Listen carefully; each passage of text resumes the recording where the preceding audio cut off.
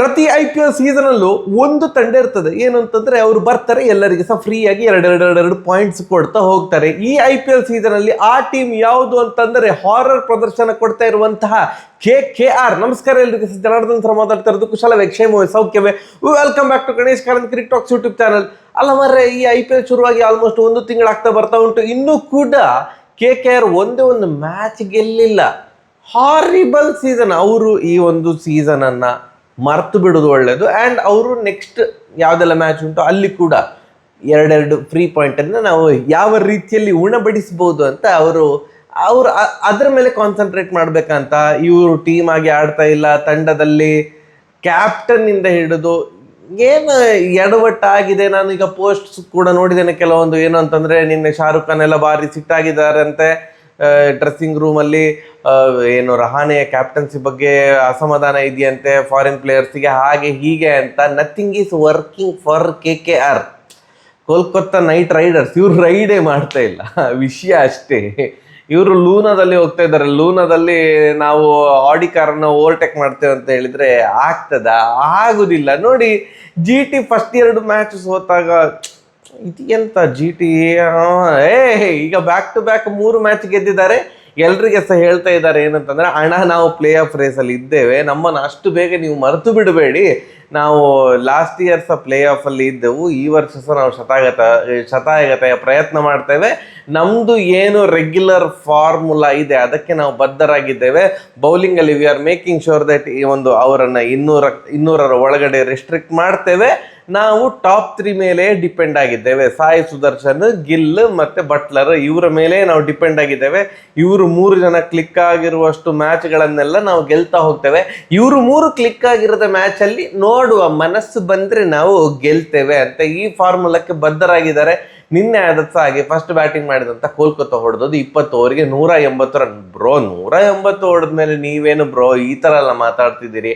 ಅಣ್ಣ, 180 ರನ್ನಲ್ಲಿ majority contribution ಇದ್ದದ್ದು ಒಂದು ಪ್ಲೇಯರ್ದು ಬಿಟ್ಟರೆ ಬೇರೆ ಯಾರಿಗೂ ಏನು ಇರಲಿಲ್ಲ. ನಿನ್ನೆ ಅಂತೂ ಇಂತೂ ಭಯಂಕರ ಒಂದು ಏನು ಆ ಒಂದು ದೊಡ್ಡ ಏನು 25 ಕೋಟಿ ಏನೋ ತಗೊಂಡಿರೋದಲ್ಲ, ಅವರಿಗೆ ಸಿಕ್ಕಿರೋದು ಕ್ಯಾಮರಾ ಗ್ರೀನ್. ಎಲ್ಲರೂ ಅವರ ಬಗ್ಗೆ ಮಾತಾಡ್ತಿದ್ರು, ಇವ್ರಿಗೆ ನಾಟ್ ವರ್ತ್, ಹಾಗೆ ಹೀಗೆ, ಅಷ್ಟು ಕೊಡೋದಲ್ಲ, ವರ್ತ್ ಅಲ್ಲ ಅಂತ. ನಿನ್ನೆ ಆಡಿದ್ದು ಕೂಡ ಅವರೇ 55 ಬಾಲಿಗೆ 79 ರನ್, 7 4 4 6 ಅವ್ರು ಆಡಿರೋದಿದ್ರೆ KKR ಸ್ಥಿತಿ ಗೋವಿಂದ. ಯಾಕಂತಂದ್ರೆ ನಿನ್ನೆ ಫಿನ್ ಆ್ಯಲನ್ ಅನ್ನು ಕೂರಿಸಿ ಸೈಫರ್ಟ್ ಅವ್ರನ್ನ ಹಾಕೊಂಡ್ರು. ಆಕ್ಚುಲಿ ಲಾಜಿಕ್ ಪ್ರಕಾರ ರಹಾನೆ, ರಿಂಕು ಸಿಂಗ್ ಇವರೇ ಹೊರಗಡೆ ಕುತ್ಕೋಬೇಕಿತ್ತು. ಯಾಕಂತಂದ್ರೆ ಇವರಿಬ್ಬರಿಂದ ಏನು ಕಾಂಟ್ರಿಬ್ಯೂಷನ್ ಬಂದಿಲ್ಲ, especially Rinku Singh. But fin Allen ಹೊರಗಡೆ ಕೂರಿಸಿ ಸೈಫರ್ಟ್ ಅವ್ರನ್ನ ಕರ್ಕೊಂಡ್ಬಂದ್ರು. ರಹಾನೆ ಅವರು ಹೇಳಿದ್ರು, ಓಕೆ ನನ್ನ ಕೆಲಸ ಆಗಿದೆ, ಪ್ಲೇಯಿಂಗ್ 11 ಮಾಡುವಂಥ ಜವಾಬ್ದಾರಿ ನನಗೆ ಕೊಟ್ಟಿದ್ರು, ನಾ ಮಾಡಿದ್ದೇನೆ, ಸರಿ ನಾ ಫಸ್ಟ್ ಬಾಲೇ ಡಕ್ಔಟ್ ಆಗಿ ಔಟ್ ಆಗ್ತೇನೆ ಅಂತ. ಫಸ್ಟ್ ಬಾಲೇ ಡಕ್ಔಟು. ಮತ್ತೆ ರಘುವಂಶಿ ಕೂಡ ಎಂಥದ್ದು ಆಡಲಿಲ್ಲ. ಅವ್ರದ್ದು ಪವರ್ ಪ್ಲೇಲಿ 3 ವಿಕೆಟ್ ಬಿದ್ದಿದೆ. ಎಲ್ಲೂ ಕೂಡ ಏನು ನಡೀತಾನೆ ಇರಲಿಲ್ಲ. ಏನು ಆಗಬಾರ್ದು ಅದೇ ಆಗ್ತಾ ಇತ್ತು.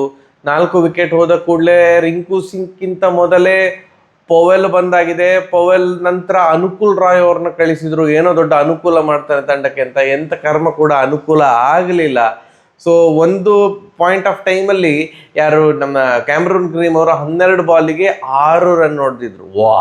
ಇದು ಲಗಡಿ ಹೋಯ್ತು ಅಂತ ಅಂದ್ಕೊಳ್ಳುವಾಗ ಮತ್ತೆ ಗೇರ್ ಸ್ವಿಚ್ ಮಾಡಿದ್ರು. 34 ಬಾಲಿಗೆ 50 ರನ್ ಹೊಡೆದು ಕೊನೆಗೆ ಲಾಸ್ಟ್ ಬಾಲ್ 20ನೇ ಓವರ್ ಕೊನೆಯ ಬಾಲಲ್ಲಿ ಅವರು ಔಟ್ ಆದಾಗ 55 ಬಾಲಿಗೆ 79 ರನ್ ಹೊಡೆದು ಔಟ್ ಆದದ್ದು.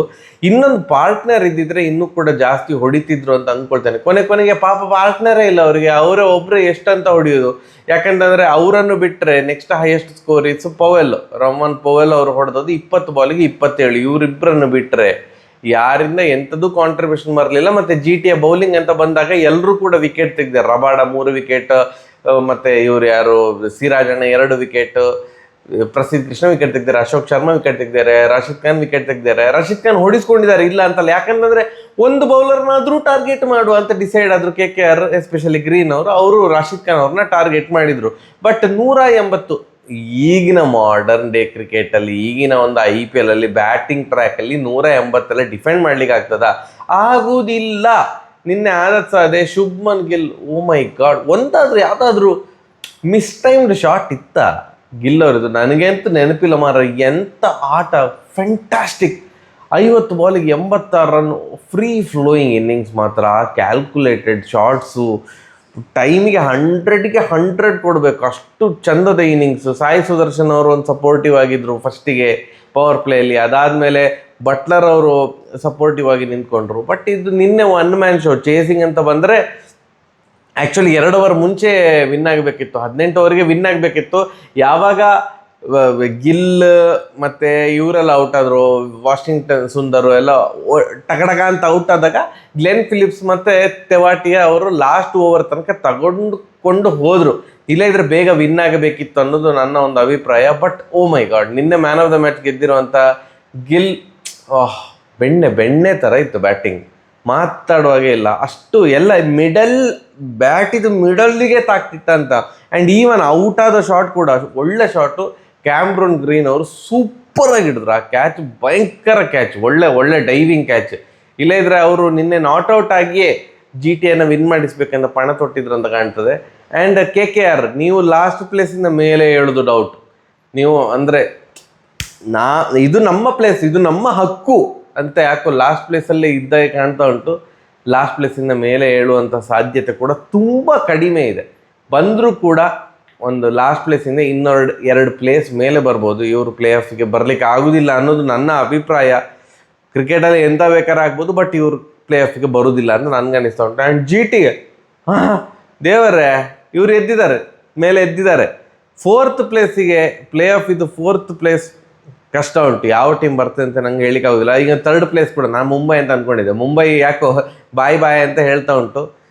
ಸೊ RCB ಮತ್ತು ಪಂಜಾಬ್ ನಾವು ಅಂದ್ಕೊಂಡ ರೀತಿಯಲ್ಲೇ ಚಂದ ಮಾಡಿ ಆಡ್ತಾ ಇದ್ದಾರೆ. ಆ್ಯಂಡ್ ಇವತ್ತು RCBದು ಮ್ಯಾಚ್ ಉಂಟಲ್ಲ, ಅದರದ್ದು ಪ್ರಿವ್ಯೂ ಇನ್ನು ಅರ್ಧ ಗಂಟೆ ಒಳಗಡೆ ಬರ್ತದೆ. ಸರಿಯಾಗಿದೆ ಬರುವ.